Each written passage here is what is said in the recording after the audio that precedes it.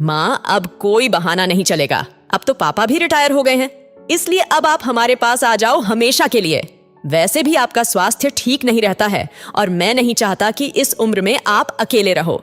रेशमा जी का इकलौता बेटा हार्दिक उनसे बोला। हार्दिक और प्रीति की शादी 2 साल पहले हुई थी। वे दोनों मुंबई में एक IT कंपनी में नौकरी करते थे। शादी के 1 महीने बाद दोनों मुंबई चले गए थे। हार्दिक के पापा नरेश जी अभी कुछ दिन पहले ही नौकरी से रिटायर हुए थे, जबकि रेशमा जी ने स्वास्थ्य संबंधी कारणों के चलते समय से पहले ही रिटायरमेंट ले ली थी। पहले हार्दिक और प्रीति के कई बार बुलाने पर भी रेशमा जी यह कहकर उनके पास जाने के लिए तैयार नहीं होती थी कि तुम्हारे बाबूजी को मुश्किल होगी। इसीलिए अब हार्दिक पापा की रिटायरमेंट के बाद उन्हें अपने पास बुला रहा था।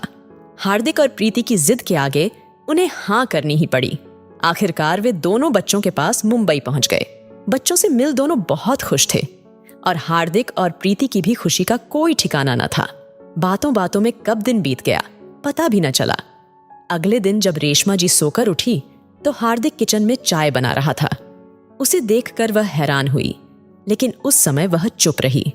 फिर थोड़ी देर बाद उन्होंने देखा कि प्रीति सब्जी बना रही थी तो हार्दिक टोस्ट बना रहा था।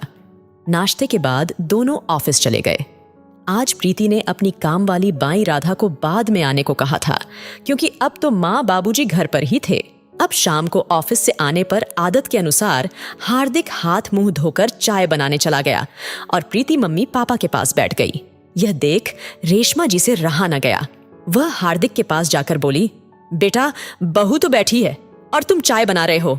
मैंने तो तुमसे कभी एक गिलास पानी भी नहीं लिया। माँ, प्रीति भी तो नौकरी करके आई है और उसे तो रात के खाने का काम भी तो देखना है। हार्दिक बोला, बेटा, मैं भी तो नौकरी करती थी, लेकिन कभी भी तुम्हारे बाबूजी की मदद नहीं ली।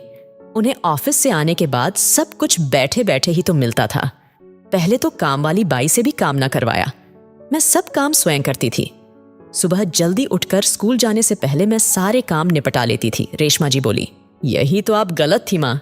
अगर आपने भी घर के कामों में पापा या मेरी मदद ली होती तो आज आपकी यह हालत ना होती। आज आपके घुटने समय से पहले खराब हो गए हैं। ब्लड प्रेशर और अनिद्रा जैसे रोग लग गए हैं आपको। यह सब आपको अपने शरीर से जरूरत से ज्यादा काम लेने से हुआ है। आप तो मेरे चाहने पर भी मुझे कोई काम नहीं करने देती थी, लेकिन अब मुझे समझ आ चुका है कि स्वास्थ्य है तो सब कुछ है। हम ही तो आपस में एक दूसरे का ख्याल रखना है। जो गलती आपने की है मैं उसे दोहराना नहीं चाहता।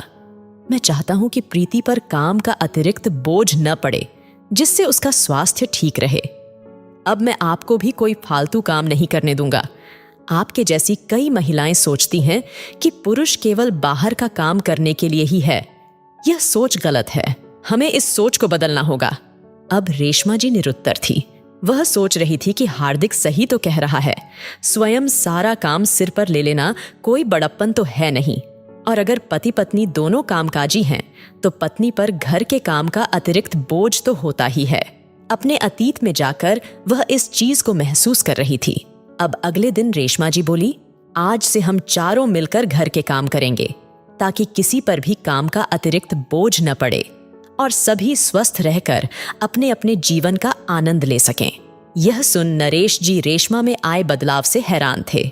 जब उन्हें पूरी बात पता चली तो वे बोले, आखिर हार्दिक, तुमने अपनी माँ को आईना दिखा ही दिया कि मिलजुल कर चलने में ही सबका हित छिपा होता है। दोस्तों, सच ही तो है कि एक कामकाजी महिला के लिए अकेले घर और बाहर की जिम्मेदारी उठाना मुश्किल तो होता ही है। अगर परिवार में सभी मिलजुल कर काम करें तो काम आसान हो जाता है। दोस्तों, आपकी इस वीडियो के बारे में क्या राय है कमेंट करके जरूर बताइएगा, और इसी तरह की इंस्पिरेशनल वीडियो देखने के लिए हमारे पेज को फॉलो कीजिएगा। तो मिलते हैं अगली वीडियो में। आपका बहुत बहुत धन्यवाद।